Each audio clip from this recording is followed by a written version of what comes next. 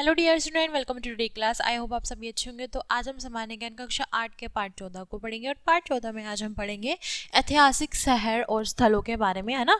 तो यहाँ हम किसके बारे में पढ़ेंगे? जो प्राचीन और ऐतिहासिक जो हमारे स्थल हैं, जो शहर आज, उनके बारे में हम पढ़ेंगे। और वो कैसे? यहाँ पर आपको कुछ बहुविकल्पीय प्रश्न दिए हुए हैं, ठीक है। हमने पिछले क्लास में भी हमने क्या करा था, बहुविकल्पीय प्रश्न करे थे, और यहाँ भी हम वही करेंगे। और इसमें आपको 3 उत्तर दिए हुए हैं और 3 उत्तर में से कोई सही है आपका उत्तर होगा, ठीक है। तो क्लास स्टार्ट करते हैं बच्चों।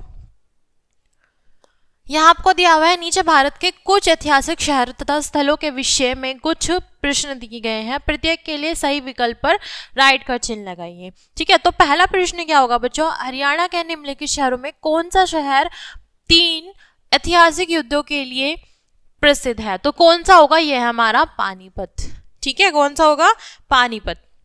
नेक्स्ट अगर हम बात करें, तमिलनाडु का कौन सा छोटा सा द्वीप शहर दक्षिण के बनारस, ठीक है, रूप में जाना जाता है? तो बनारस के रूप में कौन सा जाना जाता है? रामेश्वर, ठीक है। नेक्स्ट अगर थर्ड प्रश्न पे आते हैं, उत्तर प्रदेश के वृंदावन शहर का नाम वृंदा शब्द के लिए से लिया गया है, इसका अर्थ है तुलसी का पौधा, ठीक है। तो उनका कहने का मतलब क्या है इस प्रश्न का? जो उत्तर प्रदेश में वृंदावन शहर है, ठीक है, वृंदावन आप सभी जानते हैं, ठीक है। तो उसमें जो वृंदा शब्द है, वो शब्द कहाँ से लिया गया और उसका अर्थ क्या है? उसका अर्थ है तुलसी का पौधा, ठीक है। अगर चौथे प्रश्न की बात करें, चोल साम्राज्य, ठीक है, के निम्नलिखित मंदिरों में से कौन सा मंदिर तंजुवा तमिलनाडु में है? तो कौन सा होगा बच्चों? वो है हमारा बृहदेश्वर।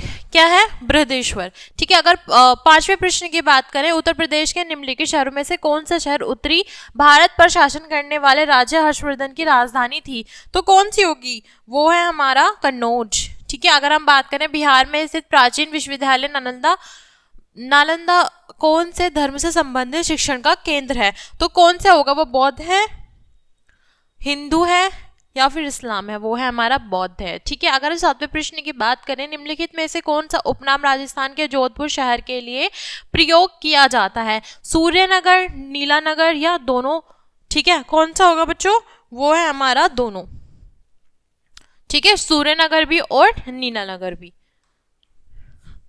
अगर बात करें आठवें प्रश्न की, तो यहाँ है हमारा कर्नाटक का हम्पी शहर में निम्न में से किस साम्राज्य की राजधानी है? चालुक्य, विजयनगर, है राष्ट्रकूट? तो कौन सी होगी? वो है हमारा विजयनगर, ठीक है। अगर हम बात करें नौवें प्रश्न की, भारत में निम्नलिखित पवित्र शहर में से कौन सा शहर प्रकाश के शहर के रूप में जाना जाता है? कांचीपुरम, वाराणसी और मथुरा?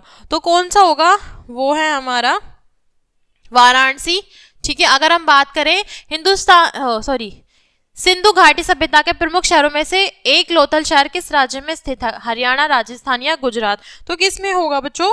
वो है हमारा गुजरात में। अगर हम बात करें 11वें प्रश्न की, राजस्थान का कौन सा शहर अपनी झील, मेले तथा ब्रह्म नदी के मंदिर के लिए प्रसिद्ध है? तो कौन सा होगा? अजमेर, पुष्कर, या फिर जैसलमेर? तो कौन सा होगा? वो है हमारा पुष्कर। अगर हम 12वें प्रश्न की बात करें, गुप्त साम्राज्य में ओडिशा या उड़ीसा, ठीक है, इसमें दो हैं, या तो उसको ओडिशा या उड़ीसा के निम्नलिखित उत्खनन स्थलों में से किस में से एक प्रमुख बौद्ध मठ था? रत्नागिरी, रानीपुरी, या योगी मठ? तो कौन सा होगा?